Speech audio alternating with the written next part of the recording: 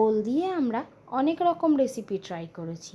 তো আজ যে রেসিপিটা আমি তোমাদের সাথে শেয়ার করতে চলেছি, এই রেসিপিটা হয়তো এর আগে তোমরা কখনো ট্রাই করোনি বা খাওনি, কিন্তু আজ দেখার পর অবশ্যই কিন্তু বাড়িতে ট্রাই করে দেখবে। দারুণ সুন্দর খেতে হয় এই রেসিপিটা। না আছে কোনো মশলা কষানোর ঝামেলা, আর না আছে না মানে ভীষণ কোনো কসরত লাগে, একটু ফাঁকিবাজি, আবার বেশ চটপট রান্নাটাও হয়ে যায়। তো দেখো, ওলগুলো আমি ভালো করে আগে ছাড়িয়ে নিয়ে এরকম লম্বা লম্বা করে আমি সরু সরু পাতলা পাতলা করে কেটে নিয়েছি। তো মশলা হিসেবে কি দেব এখানে? 1 চামচ জোয়ান, 1/2 চামচ গোলমরিচ, 1/2 চামচ বিট লবণ, আর এখানে দেব দেখো 1/2 চামচ গোটা জিরে, আর একটা শুকনো লঙ্কা, আর 1 চামচ সাদা নুন, মানে যেটা আমরা রেগুলার নুন হিসেবে ব্যবহার করি। তো সব মশলাগুলো আগে আমি শুকনো খোলায় ভেজে নেব। এখানে কিন্তু সাদা যে লবণটা আছে সেই লবণটা আমি শুকনো খোলায় ব্যবহার করব না। জোয়ান, জিরে, বিট লবণ, গোলমরিচ এবং শুকনো লঙ্কা, এটা সুন্দর করে আগে শুকনো খোলায় ভেজে নেব। ততক্ষণ অবধি ভাজবো যতক্ষণ না জোয়ান এবং জিরের একটা সুন্দর স্মেল আমার দিচ্ছে। তো মশলাটা আমি ঠান্ডা করতে রেখে দিয়েছি। এখানে কড়াইতে জল দিয়ে সাদা নুনটা দিয়ে ভালো করে ওই ওলগুলো যে টুকরো টুকরো করে রেখেছিলাম, ধুয়ে রেখেছিলাম, সেই ওলগুলো দিয়ে দেব। এখানে দেখো মশলা ঠান্ডা হয়ে গেছে এবং ভেজেও নিয়েছি। ওলগুলো ভালো করে ফুটিয়ে নেব। তো ফোটানোর পর দেখো আমি তোমাদের একটা ওল তুলে দেখাচ্ছি।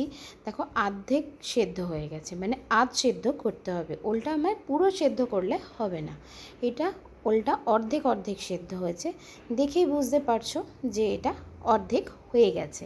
তো এবার আমি জলটা ঝরিয়ে ভালো করে এটাকে মানে শুকনো শুকনো করে এর জলগুলো আমি মুছে নেব ওল থেকে। তো আবার কড়াইতে তেল দিয়ে এই যে ওলগুলো রয়েছে আমার সেদ্ধ করা, হাফ সেদ্ধ ওল, সেগুলো আমি তেলে বেশ সুন্দর করে ভেজে নেব। বেশ লাল লাল করে ভাজবো, খুব বেশি লাল করব না যাতে শক্ত শক্ত হয়ে যায়, তবে একটু লালচে ব্রাউন করে আমি এটা তুলে নেব। তো দেখো কত সুন্দর কালারটা এসছে। এই সময় যদি তোমরা খাও তো বেশ ভালো লাগবে। কচু ভাজা খেয়েছো তো, তো ওল ভাজার একটা আলাদা একটা ফ্লেভার আছে, ওলের নিজস্ব একটা তো স্বাদ আছে, তো বেশ ভালোই লাগে। আমি ট্রাই করে দেখলাম কিন্তু। আর মেন ইনগ্রেডিয়েন্টস যেটা হলো দই, দই ছাড়া কিন্তু এই রেসিপিটা একদমই কমপ্লিট করা সম্ভব না। এখানে আমি ওল নিয়েছিলাম 250 গ্রাম আর দই নিয়েছি 200 গ্রাম।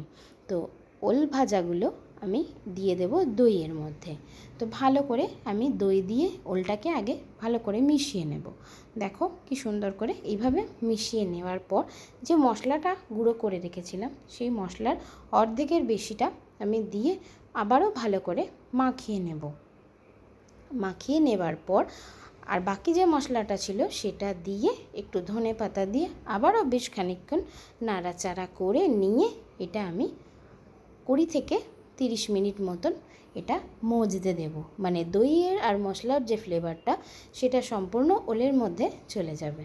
তো দেখো আমি আবার 30 মিনিট পর চলে এসেছি। তো এখানে কিন্তু আমার রেসিপিটা একদম রেডি হয়ে গেছে। তো এই রেসিপিটা রুটি, পরোটা, নান, ভাত যে কোনো জিনিসের সাথে দারুণ লাগে। তো কেমন লাগলো রেসিপিটা অবশ্যই কিন্তু জানিও। আর বাড়িতে কিন্তু একদিন ট্রাই করতেই হবে। ট্রাই করার পর জানিও তোমাদের এই রেসিপিটা কেমন লাগলো। তো টাটা বন্ধুরা, ভালো থেকো সকলে।